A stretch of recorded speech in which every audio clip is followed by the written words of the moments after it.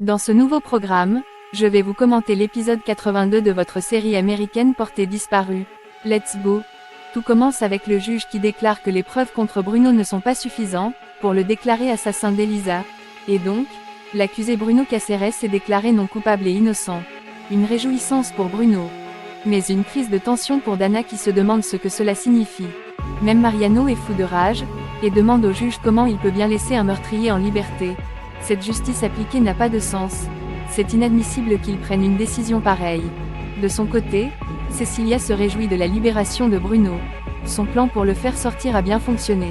Les deux célèbrent ce beau moment en s'échangeant des baisers. Une fois à son domicile, Mariano émet un cri de douleur. Il promet de faire payer à cette bande de faux juristes soudoyés. Puis il retrouvera ce Bruno et le tuera. C'est impossible qu'il le laisse en liberté sans rien faire. Dana essaie de le calmer, en lui demandant de garder la tête froide, et essayer de comprendre ce qui s'est réellement passé avec Elisa. Mariano est fou de rage et lui demande d'ouvrir les yeux. Ils l'ont perdu pour toujours, et il n'y a plus rien à faire de ce côté. Et là, Dana réalise à quel point cela est vrai et irréprochable. Mariano continue en disant qu'il n'aura pas l'esprit tranquille, tant que l'assassin d'Elisa n'est pas déjà enterré. Car il a osé profiter d'une mineure sans avoir la moindre pitié pour elle, et donc quoi qu'il advienne, il promet de faire payer à Bruno ce qu'il a fait à sa fille. Pendant ce temps, Cecilia fête le grand retour de Bruno parmi eux, entouré de ses enfants et sa domestique. Alors que Mariano est furieux contre cet homme. Tout d'un coup, Bruno reçoit un appel inconnu. Et on le met au courant qu'il sera tué, car on sait tout que c'est lui l'assassin d'Elisa. Pour ne pas inquiéter sa famille, il signale que c'était juste un vendeur ou une espèce de livreur. Pas d'inquiétude à se faire, alors que cela semblait une menace. De son côté, Dana se rend au domicile de Cristobal, en vue de s'échanger les idées après ce qui s'est passé aujourd'hui. Ce dernier se sent coupable, car Bruno a été acquitté par sa faute. Par contre Dana ne croit pas que cela soit vrai. Il a fait de son mieux pour que justice soit faite. Dana lui fait comprendre qu'elle ne cessera jamais de penser à lui, car il est quelqu'un de bien. Et là, Cristobal est étonné et curieux de savoir ce que pense cette femme en ce moment. À l'instant, Dana se rapproche de lui et l'embrasse tendrement. Cristobal ne parvient pas à résister et y met tout son cœur. D'un coup, Dana réalise qu'elle vient de faire une grosse bêtise et se retire. Elle n'a pas le droit de débarquer ici et faire ceci, car Cristobal est déjà avec Gisela. Ce dernier lui dit que ça lui est égal. Ce qui compte c'est le fait qu'elle pense encore à lui. Et la seule chose qu'il désire maintenant c'est de la couvrir de baisers. Mais à vue d'œil c'est impossible, car les deux se sont rencontrés dans un moment difficile. Et le mieux à faire c'est de mettre fin à cette relation, et se contenter de ce qu'ils ont vécu ensemble. Mais avant de partir, Dana lui précise qu'il occupera une place spéciale dans son cœur. Ce qu'elle a ressenti pour lui est inoubliable. De son côté, Mariano est entré en état d'ivresse, et fait comprendre à Nicolas qu'il n'existe qu'une seule solution. Et cette solution c'est de tuer Bruno, sinon l'âme d'Elisa ne reposera pas en paix. Nicolas réplique que son âme ne reposera pas en paix, car Mariano sera sur le point de faire justice lui-même. Mais ce dernier est obstiné avec son idée de vengeance. Il n'aura pas l'esprit tranquille si ce n'est pas fait. En plus il n'a même pas d'enfant pour essayer de le juger. Par la suite, Mariano sort de son appartement, alors que Nicolas essaie de le contrôler pour qu'il ne commette pas de bêtises. Ce dernier prend la direction de la demeure de Bruno et Cecilia. Il arrive et crie le nom de Bruno. Cecilia vient le calmer, mais il laisse tomber cette dernière et prend la direction de leur chambre. Pendant ce temps, Bruno est couché et ne constate rien. Mariano arrive avec rage et commence à frapper Bruno. Les deux commencent à bagarrer avec rage.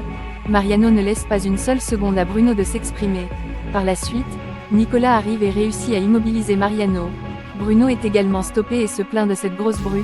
Mariano leur dit qu'ils sont en train de défendre un assassin en liberté, alors que Bruno continue de nier toutes ces accusations non fondées. Nicolas parvient à calmer Mariano et le faire sortir de ce domicile.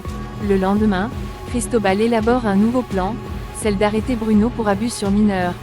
Et pour ce faire, ils devront se concentrer sur son principal soutien qui est Cecilia son époux. Et il est certain que Cecilia a soudoyé le procureur pour qu'elle change son témoignage. Et donc, il faut retrouver ce témoignage, car c'est la seule solution d'arrêter Bruno.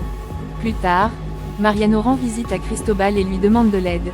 Il ne veut pas laisser l'assassin de sa fille en liberté, alors qu'il doit payer pour avoir tué sa fille. Ce dernier lui dit que la seule solution maintenant, c'est de porter plainte pour abus sur mineur. Mais Mariano trouve ces preuves insuffisantes pour arrêter ce kidnappeur et meurtrier. Et à vue d'œil, il croit que la situation n'a pas l'air d'affecter Cristobal. Ce dernier réplique qu'il est aussi affecté que lui. Le juge a pris sa décision, et malheureusement il ne peut rien faire pour l'empêcher. Mariano lui dit qu'il peut faire quelque chose, et cette chose c'est de l'aider à punir Bruno. Ils savent que cet assassin sera libre toute sa vie si rien n'est fait. Pendant ce temps, sa pauvre fille ne reposera pas en paix. Cristobal précise que le fait d'éliminer Bruno ne changera rien. Alors que Mariano croit plutôt que c'est en le laissant en liberté que la justice sera perçue comme une chose corrompue, et perdra toute sa confiance. Et là, Cristobal fait croire à Mariano qu'il a aussi songé à tuer celui qui a assassiné toute sa famille. Mais ça n'a jamais été la meilleure solution. Mariano insiste que ce dernier l'aide à se venger, car c'est ce qu'il y a de juste dans cette histoire. Cristobal lui dit de penser aux conséquences. En plus, ses filles le verront comme un assassin après avoir tué Bruno. Par la suite, Cristobal conseille Mariano de rentrer chez lui, et de faire comme si cette conversation n'avait jamais eu lieu. Il a besoin de repos pour oublier cette idée de vengeance.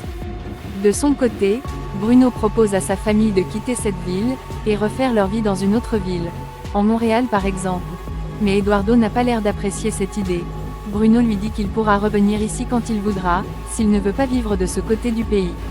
Eduardo pour sa part a des amis ici, et s'en aller subitement ne sera pas facile. Bruno continue d'insister que c'est le mieux à faire en recommençant une nouvelle vie dans une ville différente, et c'est la fin de ce programme. Partagez vos avis en commentaire. Abonnez-vous pour ne pas manquer la suite. See you soon.